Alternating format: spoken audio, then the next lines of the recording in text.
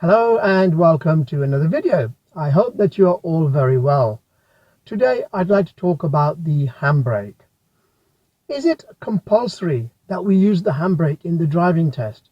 If so, when and why? However, before I continue, I'd just like to say a big thank you to all our subscribers, because without you guys, this video today would not be possible. So let's get started with the handbrake. There's a lot of confusion amongst learner drivers when not to use the handbrake. Some learner drivers believe that they have to use the handbrake each and every single time that they come to a stop, while others believe that they only need to use the handbrake if they've stopped on a hill. The most important thing to remember is that it's never ever wrong to use the handbrake, provided that the vehicle has fully and completely stopped. Although I've just said it's never wrong to use the handbrake, if you were to use it all the time, every single time you stopped, firstly, it's just an extra job for you to do. It's an added driving task. Secondly, this added task can even slow you down.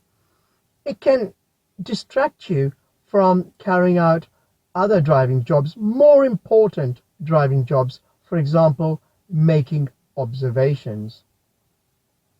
When I'm personally driving, I tend to use the handbrake if I'm the first person at traffic lights, a pedestrian crossing, if I'm on a hill, and generally speaking, if I'm waiting for more than about 8 to 10 seconds. Bear in mind, the handbrake is a safety feature on the vehicle. It can prevent you from rolling down. Not that, with my experience, I'm afraid of rolling back.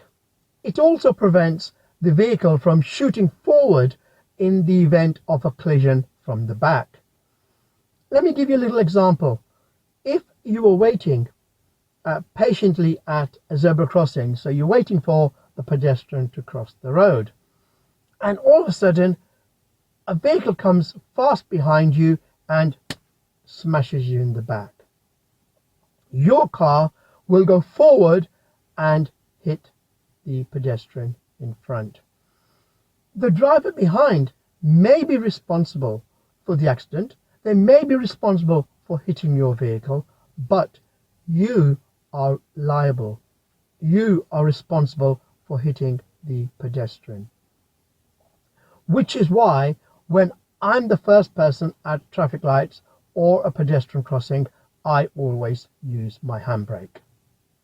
Another time that I personally use the handbrake is if I'm driving a manual car and I'm the first person at a busy roundabout.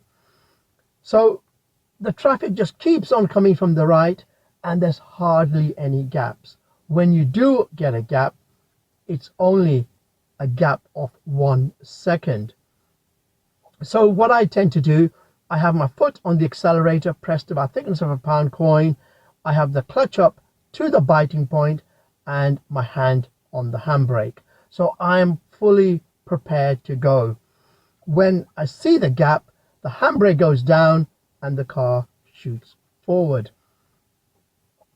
If you don't use the handbrake, you're waiting there with your foot on the foot brake, you see a gap, you've got to move your foot from the foot brake onto the accelerator, and then you have the challenge of finding the biting point. And when you do get the biting point, the car will move off slower, and by that time you may miss the opportunity and vehicles may start to come again. So back to the main question, do you have to use the handbrake in the driving test? The simple answer is no. You do not have to use the handbrake in the driving test. The handbrake is a safety feature. If you're doing a driving test and you have any doubt at all that the car may roll back, use the handbrake. If you feel that it's safer to use the handbrake in any situation, use it. Let me give you a little example. Let's say you're doing a driving test, you're waiting in traffic, and it's a slight hill, not much of a hill, but a slight hill, and you decide not to use the handbrake. As you go to move off, your vehicle rolls back slightly. There's no one behind you, and the examiner may give you a minor fault for it. Not a problem. But now let's take the same scenario, but this time let's assume that there's a driver behind you extremely close.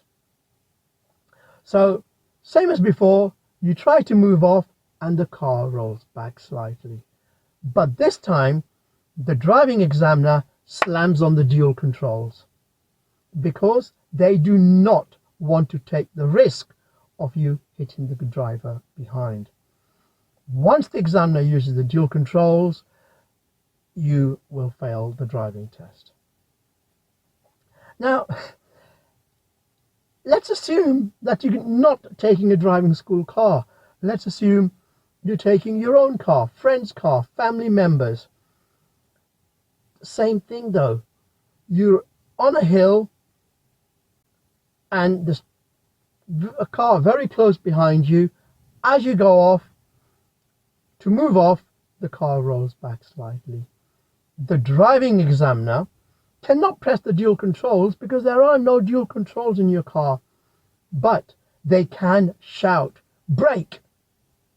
And as soon as the examiner shouts "brake," that means they've taken action. They've told you what to do, and that will result in the test being failed. Therefore, if you have doubt, use the handbrake. Whether you are learning to drive, doing a driving test, or an experienced driver, please remember that the handbrake is a safety feature. It's there to be used. If you're one of these drivers who use the handbrake each and every time you stop, it's not wrong, but why not try to reduce the number of times that you use it? When you know, for example, that you're definitely on a flat road, or if it's going downhill, or if there's no one behind you, and then you can afford to take a little bit of a risk. So if the car does roll back, so what? You know that there's no one behind you. Well, that brings the video to a conclusion. I hope you benefited from this video. If you have, please support the channel by sharing this with at least one person. Thank you for your time. Take care. Bye-bye.